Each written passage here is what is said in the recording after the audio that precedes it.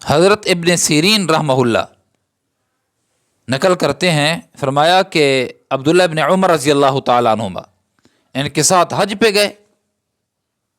جب ہم واپسی آ رہے تھے، آپ نے ایک جگہ پر اپنے کوچوان سے فرمایا، جو اونٹ لے کے جا رہا تھا، اس سے فرمایا روکو، اونٹ کو روکو۔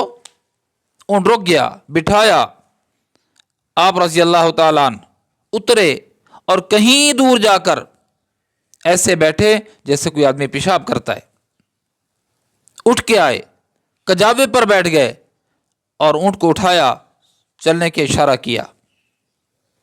ابن سیرین فرماتے ہیں ہم نے پوچھا حضرت ہمارا تو خیال یہ تھا کہ آپ وضو کرتے، آپ 2-4 رکعت پڑھتے تحیۃ الوضو کی نیت سے، آپ آئے ہیں اور کجاوے پہ بیٹھ گئے اور فرما رہے ہیں کہ چلیں، یہ کیا ماجرا ہے کہ آپ نے آج وضو نہیں کیا؟ تو میں وضو کیوں کرتا؟ بھائی میں تو وضو سے ہوں۔ کہا حضرت آپ تو پیشاب بیٹھنے کے لیے گئے تھے۔ تو میں پیشاب بیٹھنے کے لیے نہیں گیا تھا، پیشاب کے لیے بیٹھا ضرور ہوں، پیشاب بیٹھنے کے انداز میں بیٹھا ضرور ہوں، لیکن میں نے پیشاب نہیں کیا۔ حضرت اگر آپ نے پیشاب نہیں کیا تو آپ گئے کیوں؟ آپ نے قافلے کو روکا کیوں؟ آپ قافلے سے بچھڑے کیوں؟ آپ فاصلے پر گئے کیوں؟ وہاں بیٹھے کیوں؟ فرمانے لگے ابن عمر رضی اللہ عنہ، کمال لوگ ہیں، کمال لوگ، فرمانے لگے میرے دوستو، میرے رفقا، آج جس طرح تم میرے ساتھ ہو میں بھی کبھی نبی کریم صلی اللہ علیہ وسلم کے ساتھ تھا۔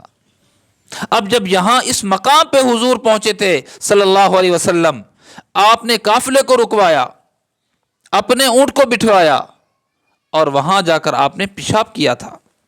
جب آج میں گزر رہا تھا، حضور علیہ الصلوۃ والسلام کا ایک ایک لمحہ میری آنکھوں کے سامنے تھا، کہاں حضور نے کیا جملے ارشاد فرمائے تھے، کہاں حضور بیٹھے تھے، کہاں حضور نے روٹی کھائی تھی، کہاں حضور نے پڑاؤ کیا تھا۔ یہ مقام تھا جہاں پر حضور علیہ الصلوۃ والسلام نے پیشاب کیا تھا۔